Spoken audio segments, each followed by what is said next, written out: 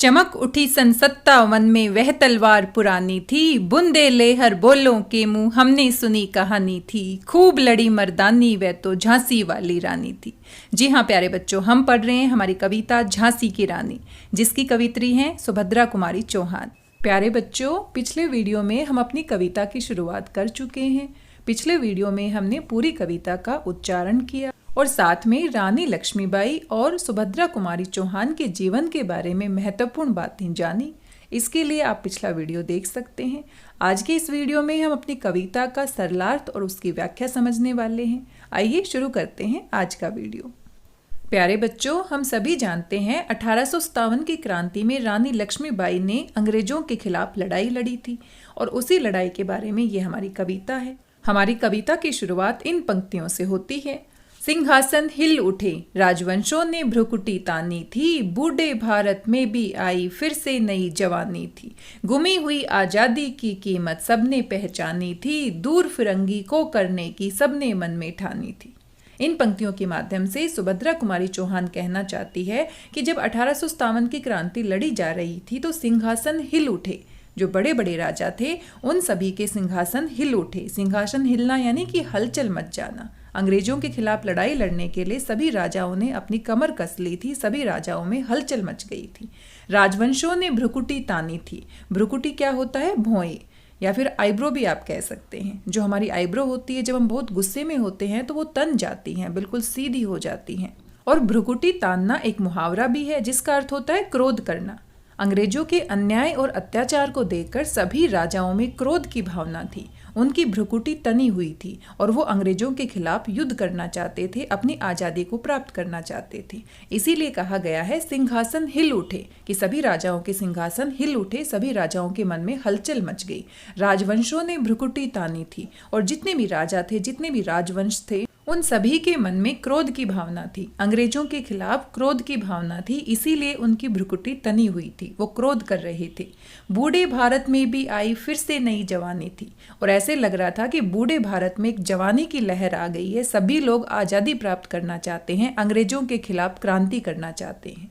गुमी हुई आज़ादी की कीमत सबने पहचानी थी। गुमी हुई यानी खोई हुई। कहीं ना कहीं हमारी आज़ादी खो गई थी। अंग्रेजों के गुलाम थे हम, अंग्रेजों के अधीन थे हम, और इस बात की कीमत सबने पहचान ली थी कि जब तक हम क्रांति नहीं करेंगे, जब तक अन्याय और अत्याचार का विरोध नहीं करेंगे, तब तक अंग्रेजों के खिलाफ लड़ाई नहीं लड़ेंगे, तब तक हम अपनी आज़ादी को प्राप्त नहीं कर सकते हैं, जो कहीं ना कहीं खो गई है, अंग्रेजों ने हमसे छीन ली है।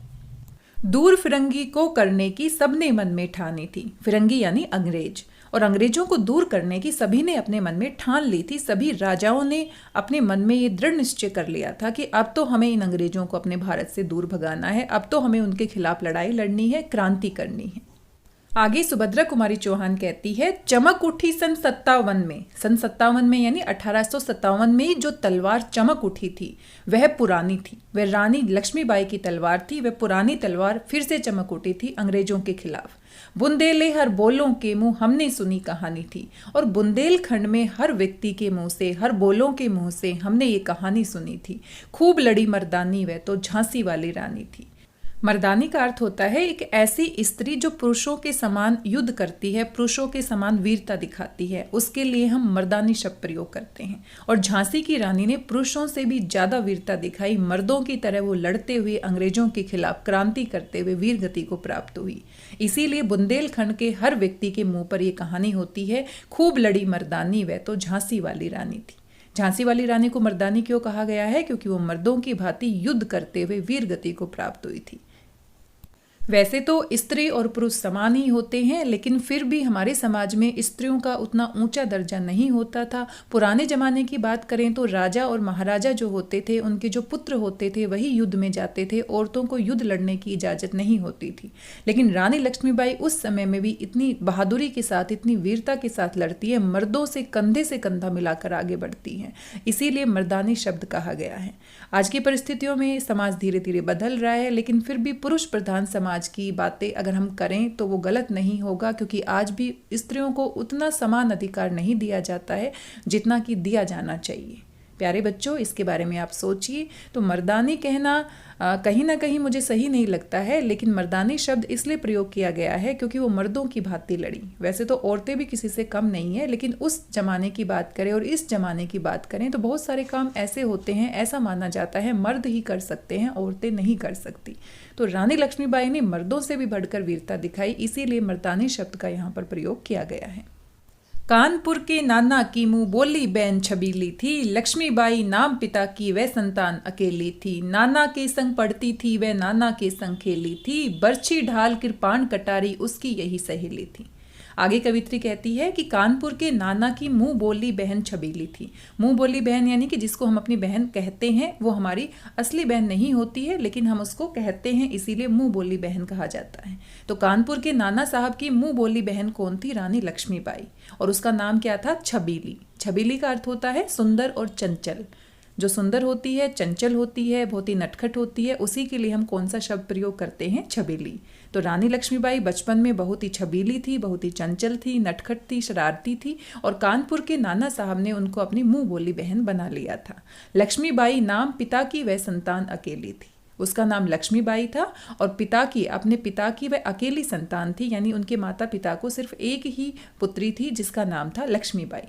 नाना के संग पढ़ती थी वह नाना के संग खेली थी, और कानपुर के नाना साहब के साथ ही वो बचपन में पढ़ाई करती थी और साथ में उन्हीं के साथ खेलती थी, क्योंकि नाना साहब ने उनको अपनी मुंह बोली बहन बनाया था।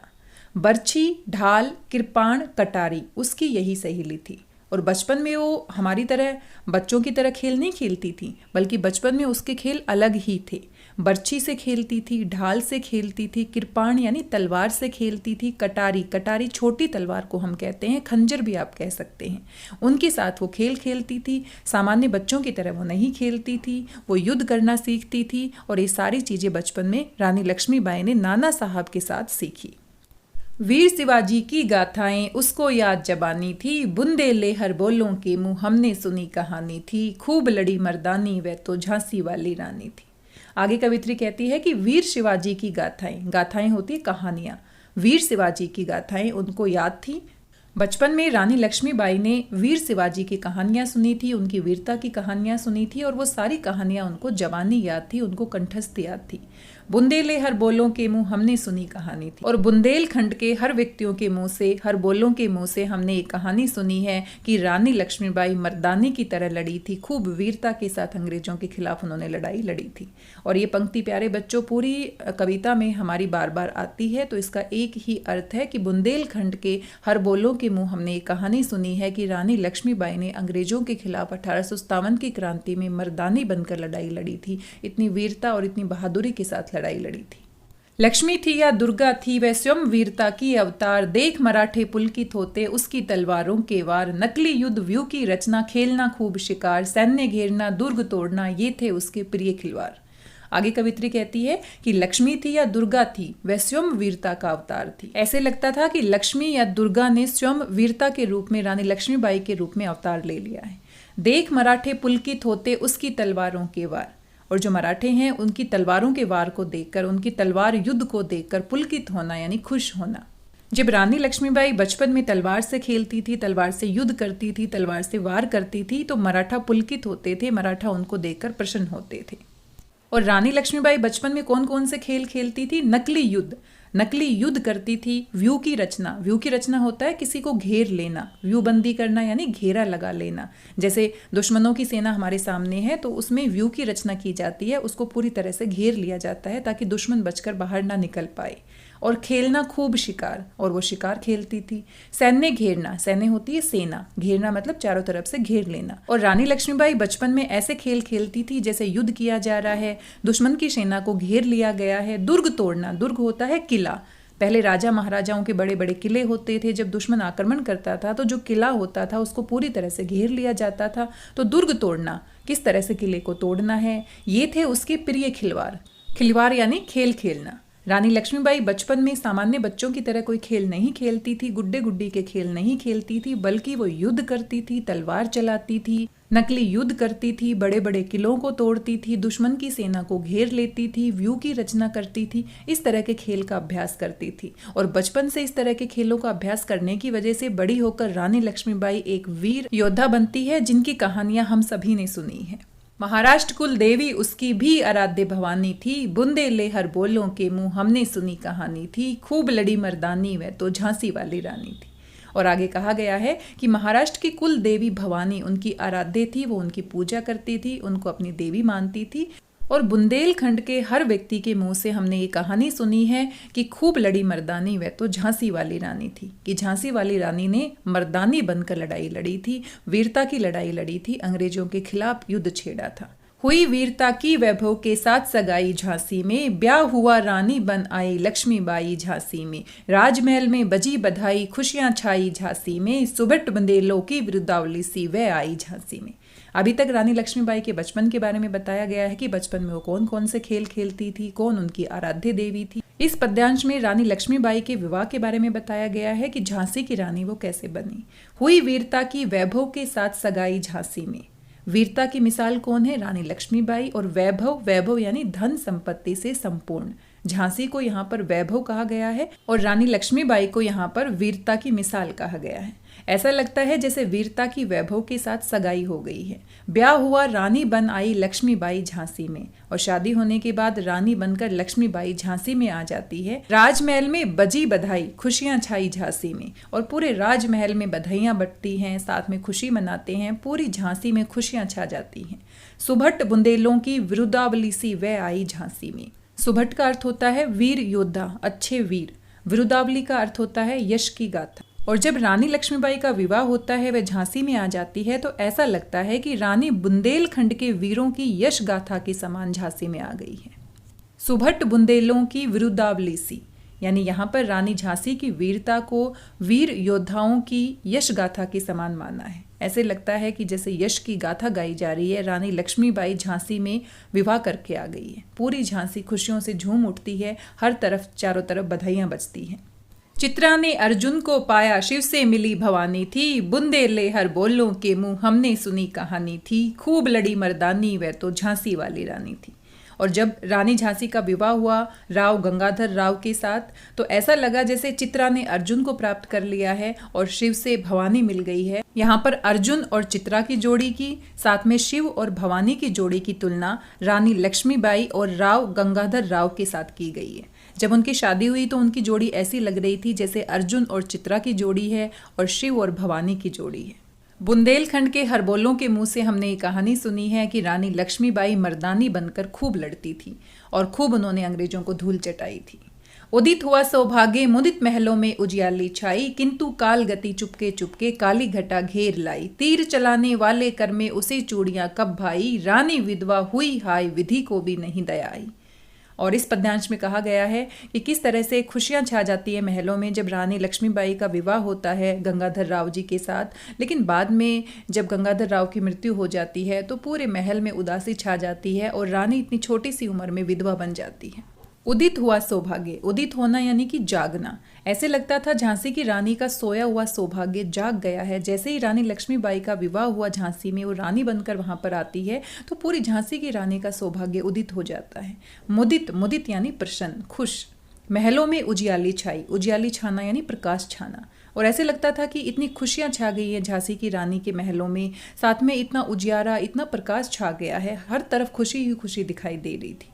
किंतु काल गति चुपके चुपके काली घटा घेर लाई। काल गति यानी मौत की गति, मृत्यु की गति। काल हम मृत्यु को भी कहते हैं, काल हम समय को भी कहते हैं, लेकिन जो अच्छा समय है वो हमेशा नहीं रहता है। काल गति यानी दुर्भाग्य की गति, मृत्यु की गति चुपके चुपके काली घटाएं पूरे आसमान में छा गई, पूरे झांसी के आसमान में छा गई।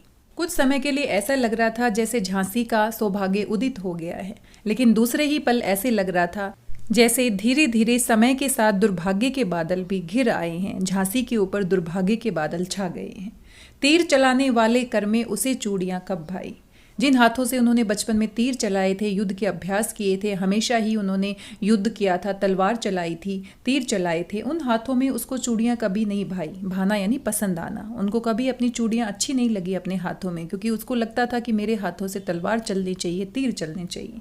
रानी विधवा हुई हाय, विधि को भी नहीं दया आई। और इतनी छोटी उम्र में रानी विधवा हो जाती है और विधि को भी दया नहीं आती है। विधि यानी ईश्वर को भी दया नहीं आती है कि इतनी छोटी सी उम्र में झांसी की रानी विधवा हो जाती है। गंगाधर राव की मृत्यु हो जाती है। गंगाधर राव को पुत्र होता है, लेकिन पुत्र की अचानक मृत्यु होने की वजह से वो काफ़ी दुखी रहते हैं, परेशान रहते हैं और बीमार रहते हैं, और इस कारण से उनकी मृत्यु हो जाती है। यानी कि गंगाधर राव बिना संतान के ही मर जाते हैं। और उस जमाने में राजा को संतान होना कितना महत्वपूर्ण था। राजा का जो पुत्र होता था वही उसके राज्य का उत्तराधिकारी होता था। गंगाधर राव की मृत्यु बिना संतान के ही हो जाती है, लेकिन वो अपनी मृत्यु से पहले दत्तक पुत्र गोद लेते हैं और इस तरह से उनको लगा कि ये उनका उत्तराधिकारी बन जाएगा। लेकिन अंग्रेजों ने अपनी कूटनीति से, अपनी बुरी नीति से इस प्रस्ताव को ठुकरा दिया और इस कारण से झांसी को बचाने के लिए रानी लक्ष्मीबाई को युद्ध करना पड़ा। और किस तरह की परिस्थितियों का सामना करना पड़ा, आगे हम कविता में जानेंगे। निसंतान मरे राजा जी, रानी शोक समानी थी, बुंदे ले हर बोलों के मुंह, हमने सुनी कहानी थी, खूब लड़ी मर्दानी वह तो झांसी वाली रानी थी। निसंतान यानी बिना संतान के, बिना पुत्र के। मरे राजा जी, गंगाधर राव बिना संतान के ही मर जाते हैं, उनकी मृत्यु हो जाती है। रानी शोक समानी थी और रानी पूरी तरह से शोक में डूब जाती है, पूरी तरह से दुखी हो जाती है। बुंदेले हर बोलों के मुंह से हमने कहानी सुनी है कि खूब लड़ी मर्दानी वह तो झांसी वाली रानी थी। बुझा दीप झांसी का तब डल हो जी मन में हर्षाया, राज्य हड़प करने का उसने ये अच्छा अवसर पाया। फौरन फौजे भेज दुर्ग पर अपना झंडा फहराया, लावारिस का वारिस बनकर ब्रिटिश राज्य झांसी आया। बुझा दीप झांसी का, राव गंगाधर राव की मृत्यु होने के बाद ऐसा लगा जैसे झांसी का दीपक बुझ गया है, झांसी का राजा अभी नहीं रहा है। तब डल हो जी मन में हर्षाया, हर्षाना यानी खुश होना, डल हो जी यानी कि अंग्रेजी शासक डल हो जी। झांसी के राजा गंगाधर राव की मृत्यु की खबर सुनकर डल हो जी मन ही मन बहुत प्रसन्न होता है और उसको एक अच्छा मौका मिल जाता है कि इसी बहाने हम झांसी को हड़प सकते हैं। अपनी हड़प नीति का प्रयोग करके हम झांसी के ऊपर कब्जा कर सकते हैं। राज्य हड़प करने का उसने ये अच्छा अवसर पाया, अवसर यानी मौका, उसको मौका मिल गया था झांसी को हड़पने का, क्योंकि उसके पास ये कूटनीति, उसने राजनीति चली कि यहाँ पर कोई भी उत्तराधिकारी नहीं है और उत्तराधिकारी ना होने की वजह से जो भी राज्य हैं वो अंग्रेजी राज्य में मिला लिए जाएंगे। फौरन फौजे भेज दुर्ग पर अपना झंडा फहराया, और डलहौजी ने फौरन यानी जल्दी से, तुरंत अपनी फौजों को, अपनी सेना को भेजकर दुर्ग यानी झांसी के किले पर अपना झंडा फहरा दिया कि अब झांसी अंग्रेजों की हो गई है, अब झांसी पर झांसी की रानी का कोई अधिकार नहीं है। लावारिस का वारिस बनकर ब्रिटिश राज्य झांसी आया, और ऐसे लगा कि जैसे लावारिस है झांसी और इसका वारिस कौन बन गया है, ब्रिटिश राज्य बन गया है। उसने झांसी के ऊपर कब्जा कर लिया, हड़प लिया उसको और अपना झंडा फहरा दिया। अश्रुपूर्ण रानी ने देखा झांसी हुई बिरानी थी। अश्रुपूर्ण यानी आंसुओं से भरी हुई, यानी बहुत दुखी। बिरानी होना यानी उजाड़ होना, सुनसान होना, वीरान होना। और रानी इतनी दुखी थी क्योंकि उनके पति की मृत्यु हो गई थी। झांसी के ऊपर अंग्रेजों ने इस तरह से अत्याचार और अन्याय करके, अपनी कूटनीति और हड़प नीति का प्रयोग करके उसको अपने राज्य में मिला लिया था। अश्रुपूर्ण रानी ने देखा झांसी हुई बिरानी थी कि अब झांसी उजाड़ हो गई है, सुनसान हो गई है, उसका कोई भी ध्यान रखने वाला नहीं है। बुंदेले हर बोलों के मुंह से हमने ये कहानी सुनी है कि रानी लक्ष्मीबाई मर्दानी की तरह लड़ी थी। रानी लक्ष्मीबाई मर्दों के समान वीरांगना थी। अनुनय विनय नहीं सुनता है विकट फिरंगी की माया, व्यापारी बन दया चाहता था जब ये भारत आया।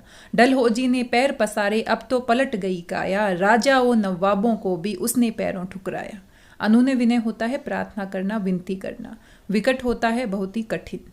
यहाँ पर बताया गया है जब अंग्रेज झांसी को अपने राज्य में मिला रहे थे तो झांसी की रानी लक्ष्मीबाई ने बहुत प्रार्थना की थी, अनुनय विनय किया था, बहुत विनती की थी, लेकिन उन्होंने एक भी विनती उनकी नहीं सुनी। उन्होंने ये नहीं माना कि दत्तक पुत्र को उसका उत्तराधिकारी स्वीकार कर लिया जाए। उन्होंने कहा कि राजा का कोई पुत्र नहीं था, उनका अपना कोई पुत्र नहीं था, राजा जी बिना संतान के मर गए हैं, अब झांसी की रानी का कोई उत्तराधिकारी नहीं है, कोई वारिस नहीं है, इसलिए अब झांसी को ब्रिटिश राज्य के अंदर मिलाया जा रहा है। अनुनय विनय नहीं सुनता है। अंग्रेजों ने किसी प्रकार की विनती, किसी प्रकार की प्रार्थना को नहीं सुना। विकट फिरंगी की माया, और ये अंग्रेज़ों की बहुत ही कठिन माया है, ये उनका माया जाल है, ये उनका फैलाया हुआ जाल है। व्यापारी बन दया चाहता था जब ये भारत आया, और जब ये भारत आए थे तो व्यापारी बनकर आए थे, हमारी दया के ऊपर ये पलते थे, हमारे सहारे ये चलते थे। लेकिन धीरे धीरे किस तरह से उन्होंने फूट डालो राज करो की नीति अपनाई, किस तरह से अत्याचार और अन्याय और दमन की नीति अपनाई, और हमारे ही देश को, हमारे ही लोगों को यहाँ पर गुलाम बना दिया। व्यापारी बनकर आया था लेकिन खुद यहाँ का राजा बन बैठा। जब ये व्यापारी बनकर आया था तो यहाँ की दया चाहता था, यहाँ के राजाओं की दया चाहता था। अब यहाँ के राजाओं पर उसने कब्जा कर लिया है और राजाओं पर वो खुद दया नहीं करता है। डलहौजी ने पैर पसारे अब तो पलट गई काया, और डलहौजी ने इस तरह से धीरे धीरे करके अंग्रेजी शासन का विस्तार किया कि पूरी तरह से काया पलट गई है, पूरा ही परिवर्तन हो गया है। कैसे ये व्यापारी बनकर आए थे, व्यापार करने के लिए हमारे देश के राजाओं की दया चाहते थे, और अब ये किस तरह से पूरी तरह से बदल गए हैं। कैसे इन्होंने हमारे ही देशवासियों को कब्जे में कर लिया है, हमारे ही देश को गुलाम बना लिया है, और हम पर कोई दया नहीं दिखाते हैं। डलहौजी ने पैर पसारे अब तो पलट गई काया, काया पलटना यानी कि पूरी तरह से बदल जाना। और डलहौजी ने अपने अंग्रेजी शासन का इतना विस्तार कर लिया है, अपनी बुरी नीतियों के सहारे पूरे भारत पर कब्जा कर लिया है, हमें गुलाम बना दिया है।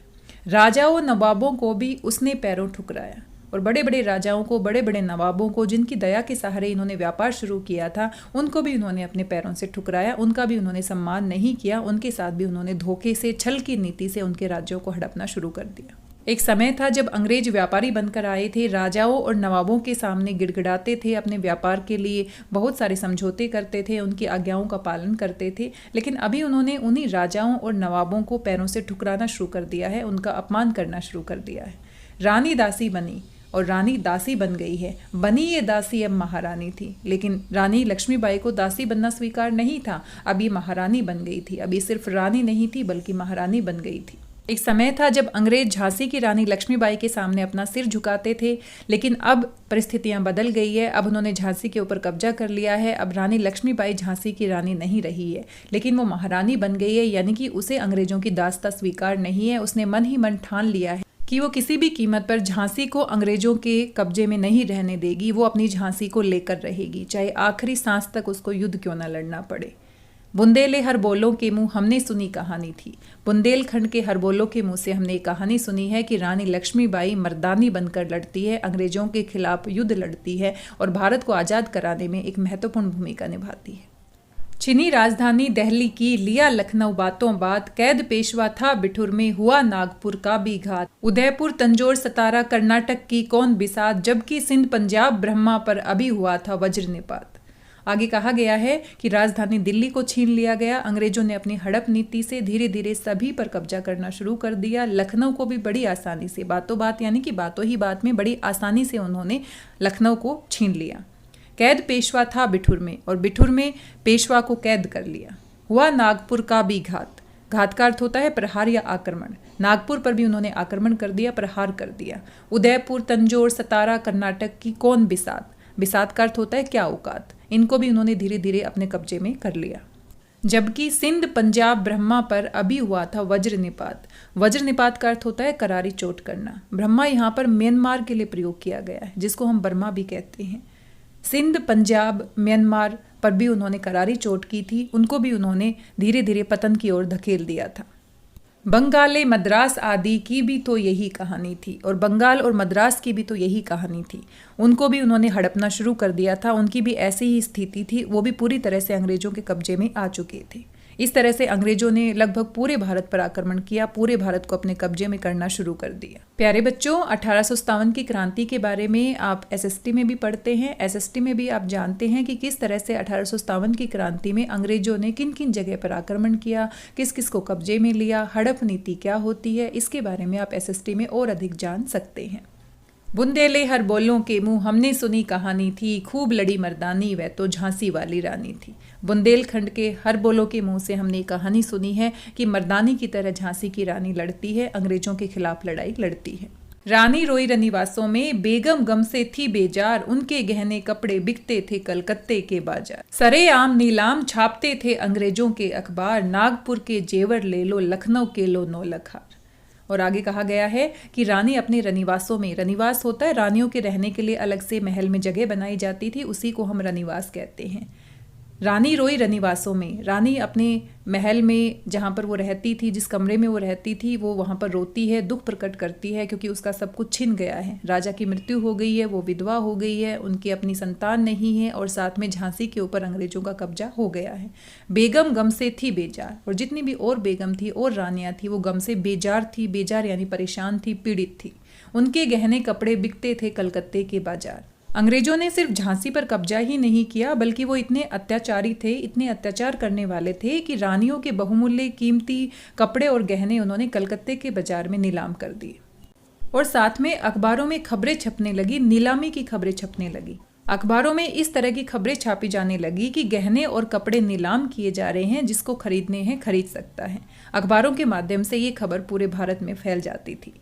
नागपुर के जेवर ले लो, लखनऊ के लो नौलख हार। नागपुर के जेवर बिक रहे थे, लखनऊ के नौलख हार बिक रहे थे। जो गहने और जेवर रानियां पहनती थी, रानियों की शोभा बढ़ाते, वही जेवर और वही कपड़े आज नीलाम किए जा रहे हैं, सरेआम बाजारों में बेचे जा रहे हैं। यूं पर्दे की इज्जत परदेशी के हाथ बिकानी थी, बुंदे ले हर बोलों के मुंह हमने सुनी कहानी थी, खूब लड़ी मर्दानी वह तो झांसी वाली रानी थी।